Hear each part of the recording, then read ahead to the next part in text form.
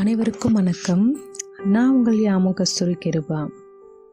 எனது கவிதையின் தலைப்பு வலைத்தளங்கள். உயிர் போகும் கடைசி நிமிடங்களில் கூட உள்ளம் மின்னுகின்றது. உள்ளங்கைகளில் இறுக்கி பிடித்திருக்கும் கைபேசியை விடுத்து யாரேனும் உதவிக்கு முன்வருவார்களா என்று. விழிகள் மூடிடும் இறுதி நிமிடம் வரையிலும் ஒரு நொடிகள் கூட வீணாகாமலே விரைவாகவும் ஆர்வமாகவும் உபயோகப்படுத்தினார்கள். முதலுதவிக்காக அல்ல, அவர்களின் முகநூல் கொண்ட வலைத்தள பக்கங்களின் பதிவிற்காக. சிறிது நேரம் அதை விடுத்து என்னை நினைவுபடுத்தி அறிந்திருந்தாலே போதும், என் குடும்பம் சிரிப்புடன் மகிழ்ந்திருக்கும்.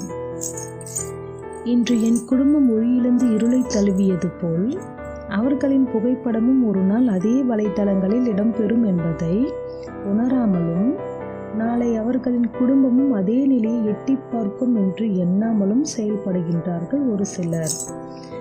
இப்படிப்பட்டவர்கள் இருக்கும் வரை இந்த சமூகம் மாறப்போவதும் இல்லை, மாற்றம் நிகழப்போவதும் இல்லை.